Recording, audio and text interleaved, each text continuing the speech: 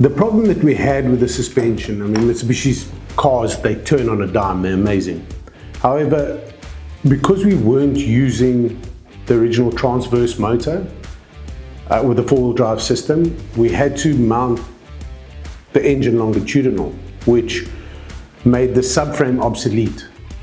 So we had to start designing around the engine as opposed to putting the engine in after we've designed the suspension. So we've been doing everything arse about face. Am I allowed to say that? Well, pulling the suspension out of the car, noticed that A, the hubs aren't going to work because it's for a four-wheel drive. We need a two-wheel drive's hub so it doesn't pull out of the bearing. B, the shocks were shot. They were seized up, they were worn, so we couldn't use those either. And obviously taking out the subframe to accommodate the engine going longitudinal, we couldn't use the subframe nor the lower control arms because we need adjustability in as many places as we can for a drift car. Well, we couldn't use the original subframe because the subframe, the way it sat, was designed for a transverse engine where we go in drift car, which is rear-wheel drive. So we took a transverse engine and mounted it longitudinally. So the subframe would have been in the way. We had to take it out and redesign a subframe. Make that hoop here. Then I can run from here up past the headlight to here, to the pillows here, to make the blocks here. Then this hoop would also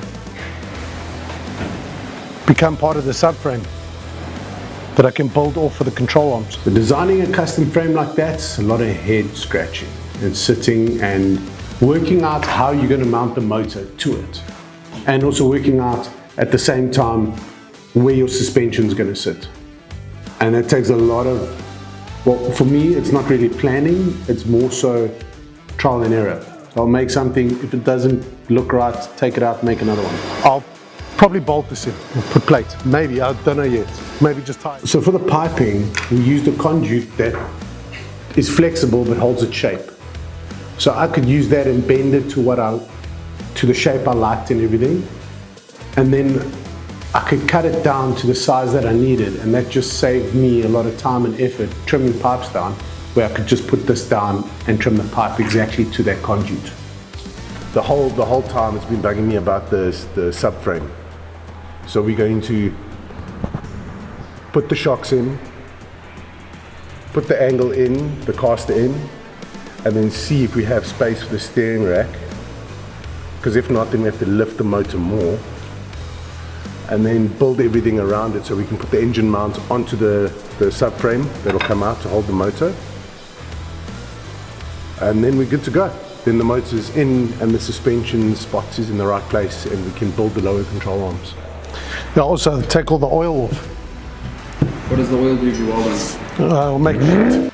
So we used steel, pretty much roll cage tubing to build the subframe, because A, that's what we had, and that's the dies that we had for our bender, and B, because we just worked out how to use a bender properly.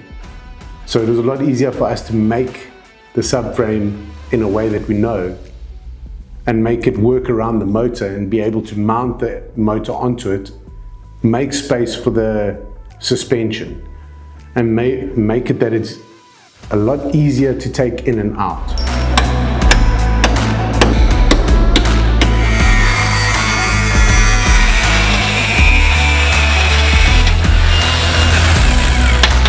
Because I'm not going to tack this to there, I'm tacking it to here, so that I've got the length, because it's going to be chopped out that way a bit, because it has to move in that much.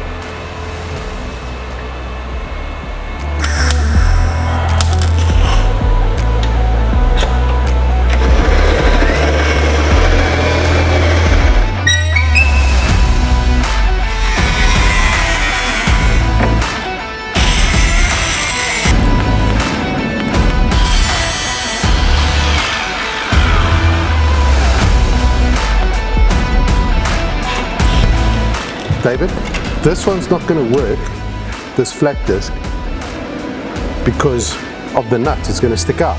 Now you want to try and slide in between, right? Kingsport make these 0.8 discs with a recess that you put in, and you can put your nut on and you can slide it in the side. So the bends at the back of the subframe were, for the crash, for the kink to be able to crumple there, was actually a byproduct, because we actually needed space for the steering rack to be located there. So we needed that hump in the subframe because that's where the steering rack is going to sit. So it sits in line with where it's supposed to be. What was the hardest part of fabricating this subframe? Working with David. The hardest part about making the subframe was pretty much figuring out where everything's going to go. You're not just trying to design the subframe, you're trying to holistically look at the situation and look at where's my control arms going to sit, where's my subframe going to, my steering rack going to sit, and how it's going to be able to bolt onto the car. Not only that, how easy is it going to be to take in and out, because I have no doubt that we are going to have to take it out, adjust, make new things, put it back in. The designing factors of the subframe was to make everything as simple as possible and as quick as possible. So you can work on the motor because there's space right around it. You don't have a subframe that's mounting in all sorts of places against the motor. Everything on the subframe was made to be able to take in and out as quick as possible, so as simplistically as possible, but also has to have a cool factor to it.